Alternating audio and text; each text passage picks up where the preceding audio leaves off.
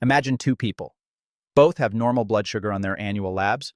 Both pass their physical with flying colors. Both are told, in that crisp clinical tone, you're healthy.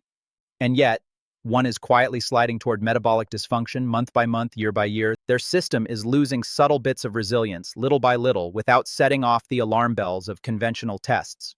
The other is metabolically resilient, flexible, responsive, recovering quickly after stress or a heavy meal and returning to a calm baseline with ease. The problem? Traditional medicine often cannot see that difference, at least not yet, because true health doesn't always announce itself with blunt symptoms or a single abnormal number. Often it whispers, in patterns, in tiny fluctuations, in trends you only notice when you look continuously rather than take a single snapshot. And one of the clearest windows into those whispers is something increasingly common: the continuous glucose monitor, the CGM. Most people assume glucose is a story only about diabetes, high blood sugar, insulin, pills, injections, and end-of-story diagnosis. But modern metabolic science tells a richer tale. Glucose is information. It's one of the body's most important signaling molecules, a running commentary on how efficiently your cells handle fuel, how resilient your metabolism is, how well your mitochondria are converting food into usable energy, and possibly even how rapidly parts of your body are aging. Today we're going beyond single glucose spikes and simple thresholds, beyond good and bad numbers. We're learning to read the hidden language of metabolic health, a language written in the shape of curves, in patterns of variability and timing, in the rise and fall and cadence of every glucose trace. Let's begin with a simple question. Why do two people eating the exact same meal often produce completely different glucose responses? One person eats a bowl of rice. Their glucose rises modestly like a soft hill and then gently slopes back to baseline. Everything looks elegant and controlled, the physiology of a system that handled the load and returned to rest. Another person eats the same bowl. Their glucose surges like a sudden wave, stays elevated for a long time, then crashes abruptly. They feel it. Fatigue, brain fog, a hollow hunger that nudges them toward the nearest snack.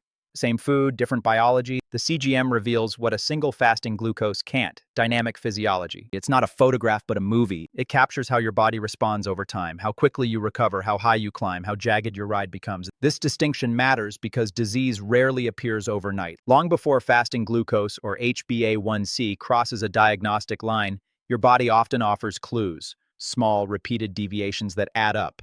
A CGM lets us see those early murmurs. One of the most important concepts in that early language is glycemic variability. Most people obsess about average glucose or a single fasting number, but scientists increasingly recognize that variability itself, how much and how often glucose swings, matters a great deal.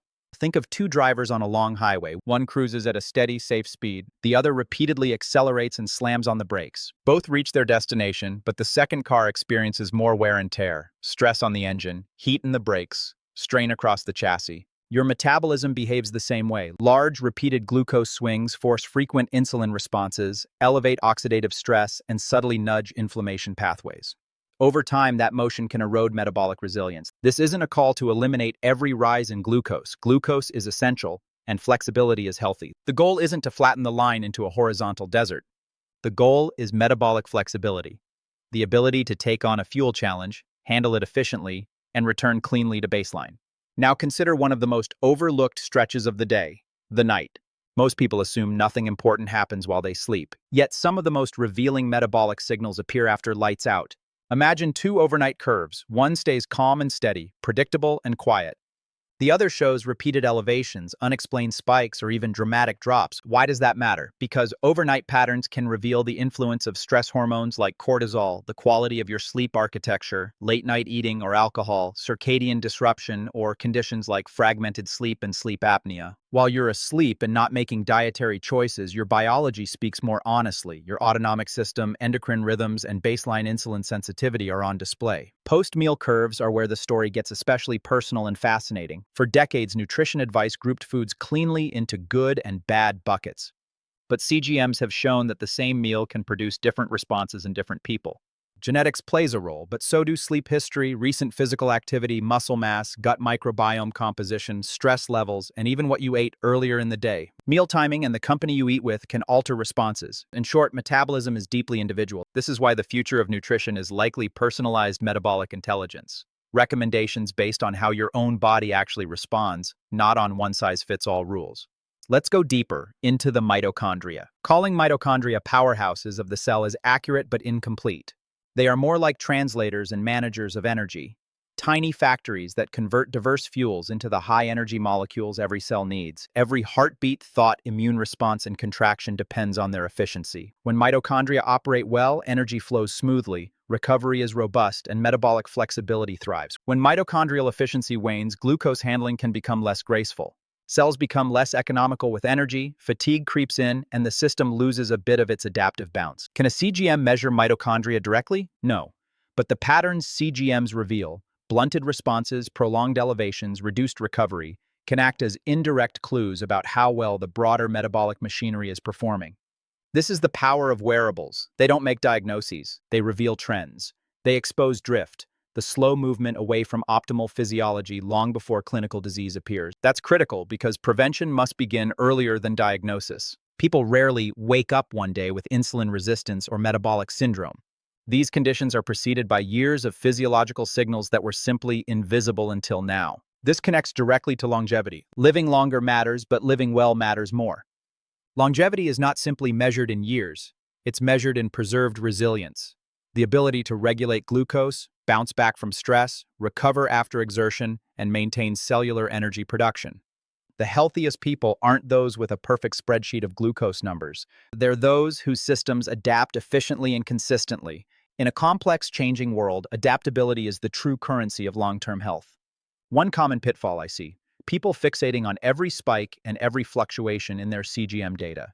That kind of micromonitoring breeds stress, and stress itself alters glucose regulation, creating a feedback loop that does more harm than good. Remember, a CGM is a tool, not a report card. It's not a moral judgment. It's not an invitation to anxiety. It's an instrument for pattern recognition and informed change. So ask a better question. Not, did my glucose spike? But what patterns repeat? Because patterns tell you about physiology, and physiology tells you where opportunity lies. Better sleep, more effective exercise, improved recovery strategies, smarter nutritional choices, and adjustments in stress management. If there's one lesson to take away from today's episode, it is this: your glucose monitor is measuring far more than sugar. It is measuring how your biology responds to life, how you eat, how you sleep, how you move, how you stress, and how you age. Every curve tells a story. Every trend is a signal, and hidden within those signals are some of the clearest clues about your future health. I'm Dr. Yendi. Thank you for joining me on this episode of Oxyzen Health Intelligence. Remember, the future of healthcare isn't just about spotting disease. It's about understanding the biology that exists long before disease appears. And sometimes that story begins with a single glucose curve. And I'll see you in the next episode.